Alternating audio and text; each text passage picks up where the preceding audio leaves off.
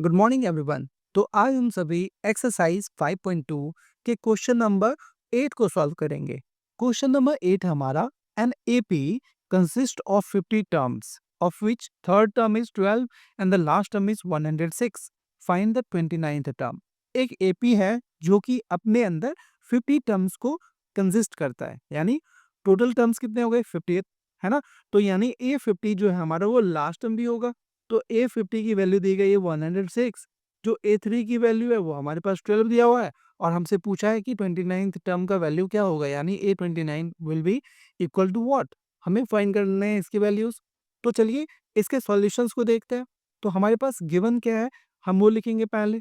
तो गिवन हमारे पास है, ठीक है, ए थर्ड टर्म दिया हुआ है, तो थर्ड टर्म को हम A3 लिख सकते हैं, और इसकी वैल्यू दी गई है 12, ठीक है।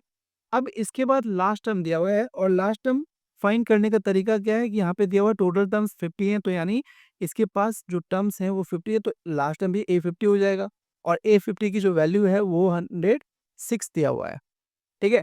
और हमसे पूछा है A29 की वैल्यू, ठीक है। अब इसको सॉल्व करने का तरीका क्या है कि हमारे पास गिवन था A3 इज इक्वल टू 12, और A3 को हम लिख सकते हैं ना, A प्लस एन। एन क्या है हमारा 3, तो 3 माइनस 1 इंटू डी, यानी ये हो जाएगा A प्लस 2D के इक्वल। और A3 की वैल्यू दी गई थी 12, यानी 12 जो होगा वो किसके इक्वल होगा, A प्लस 2D के इक्वल होगा, ठीक है। तो ये जो है A plus 2D equal to 12, ये हमारा फर्स्ट इक्वेशन हो गया। सेकेंड के लिए यहाँ पे A50 चलते हैं, तो A50 किसके इक्वल हो जाएगा, तो A plus 50 minus 1 into D, यानी A प्लस 49D। और A प्लस 49D किसके इक्वल है, तो ये 106 के इक्वल है, ठीक है। तो A प्लस 49D हमारा 106 के इक्वल हो गया, इसे हम सेकेंड इक्वेशन कंसिडर करेंगे। जब हमारे पास A plus 49D equal to 106, A plus 2D equal to 12 आ गया, तो यहाँ से अगर हम A को कैंसिल कर देंगे तो हमारे पास कॉमन डिफरेंस निकल जाएगा। तो लिखेंगे by subtracting equation 1 from equation 2, ठीक है। और इक्वेशन 2 जो हमारा है वो है A plus 49D is equal to 106, और जो हमारा फर्स्ट इक्वेशन है वो है A plus 2D is equal to 12।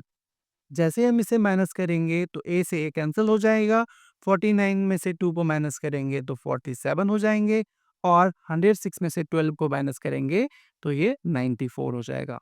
और हम यहाँ से आसानी से D की वैल्यू फाइंड करेंगे।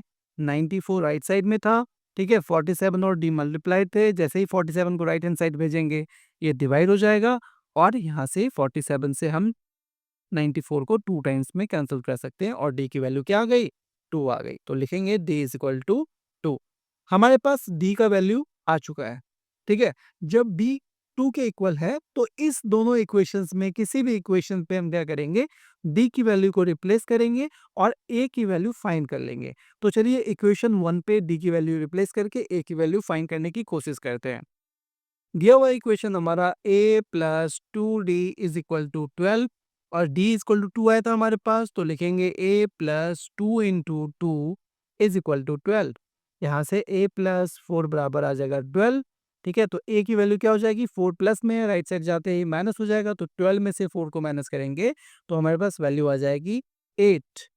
B की वैल्यू 2 और A की वैल्यू 8, इन दोनों वैल्यू को हम क्या करेंगे, 29th टर्म के लिए रखेंगे।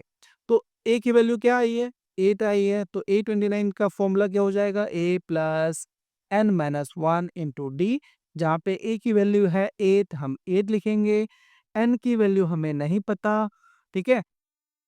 n की वैल्यू 29 दी गई है, तो यहाँ पे 29 हो जाएगा, माइनस 1, और d हमारा 2 के इक्वल आया था तो 2 हो जाएगा। तो ये क्या हो जाएगा, 8 प्लस 29 में से 1 को माइनस करेंगे तो 28 इंटू 2 करेंगे तो ये हो जाएगा हमारा 8 प्लस 56, और 56 और 8 को ऐड करते ही हमारे पास वैल्यू आ जाती है 64। तो यानी A29 की जो वैल्यू है वो किसके इक्वल आ गई, ये आ गई 64 के इक्वल। और इसी तरह हमारा क्वेश्चन नंबर 8 सॉल्व होता है। आशा करता हूँ आप सभी को क्वेश्चन नंबर 8 आसानी से समझ में आ चुकी होंगी। नेक्स्ट क्वेश्चन के लिए आप हमारे चैनल के प्लेलिस्ट पे जा सकते हैं और वहाँ से अपनी क्वेरीज को सॉल्व कर सकते हैं। Thank you. जय हिंद।